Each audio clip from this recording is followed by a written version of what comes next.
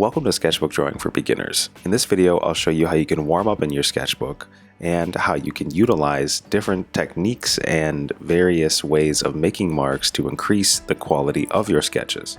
So whether you're a beginner or you've been drawing in your sketchbook for a while, I recommend you follow along all the way to the end of the video. Basically, what I'm doing right now on screen is just making a bunch of abstract marks that are confident. When you're making confident marks, it's going to train your hand to make cohesive and align little hashes or bits of shading. And you can also hold your pencil in a way that permits you to create broader, much smudgier and softer edge types of shading. And all of these are good for either working in line or working in tone, which are essentially the two ways that we work as artists when we're working in light and shadow, or when we're trying to define form or create a contour line. Now I'd like to show you how you can just sketch some circles. These are always very helpful to draw because many of our basic forms are built on circles. Now I'm showing you one of my favorite tools, which is the kneadable eraser. And if you didn't press too hard into the paper, pencil is actually fairly forgiving.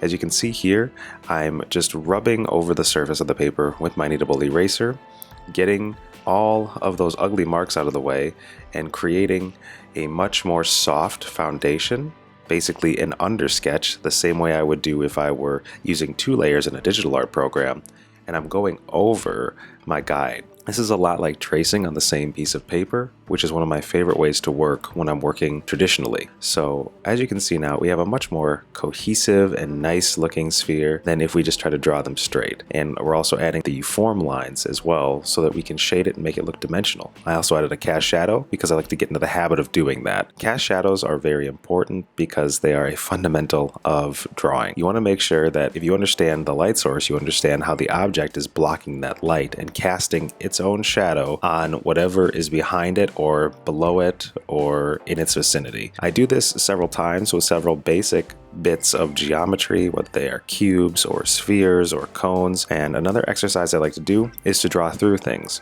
You're going to need to develop your X-ray vision as an artist, and your X-ray vision will permit you to feel the unseen side of something. Now, you can also choose to flatten things out by shading against their forms rather than actually going with the form. And I talk a lot more about that in my beginner drawing course, which has links in the description. In just 8 weeks, you can have a strong foundation to continue sketching digitally or traditionally. But let's review what we just talked about. Okay, so as you can see here, we started off making some marks that are nice and cohesive, that have sort of a pattern to them, just trying to do very small, nice lines in varying directions that our hand and our wrist and our elbow, even perhaps if we're getting further out with longer lines, feels good making.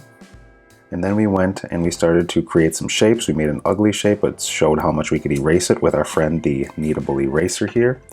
And then we can go in and clean things up if they're very rough, and then create something that's much more cohesive, something that has more design, more form. We use the broad side of the pencil to show shading and thinking in tone rather than thinking more in line, which we'll delineate more later, no pun intended. There is also the casting of shadows and the light shading of various types of geometry here, our cubes, our spheres, and even a cone in the corner there. Not only did we cast a shadow if the thing were on the ground plane, but we are also casting a shadow as though some of these objects are floating, which showcases another principle of drawing and just physics in general, wherein cast shadows are the object not allowing light to pass through, thus creating a shadow on the surface plane that the light is not able to reach thanks to the object. We also have some great arcs here in terms of just thinking through the sphere and then texturing on the surface of it. So you want to be thinking the interior and the unseen sides of things and knowing how things look in an X-ray view. You also want to be able to think about the surface, so things that are running across the dimensionality of the outer form, not just the interior form. This is like the skin versus the skeleton. Then you have something that is flattened and has become flattened as a result of the type of shading. So the shading flattened this out and made it seem very small, almost like a hole or a shadow, as opposed to just a circle.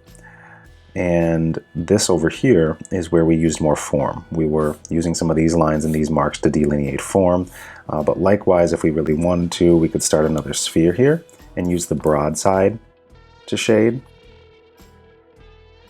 And that still looks relatively flat, but we can go ahead and darken certain parts of it to give it more form and volume and dimension, thus creating a volumetric look as opposed to a flattened one. So oftentimes we're creating things flat as beginners just because we don't know the principles regarding form and light. So this has been the most simple demo that I can give you of some of the most basic drawing principles and practices. If you were to fill up pages and pages of your sketchbooks doing things like this, you would be in absolutely phenomenal shape to proceed when it comes to finishing more complex drawings, constructing figures, and knowing how to shade and separate light and shadow.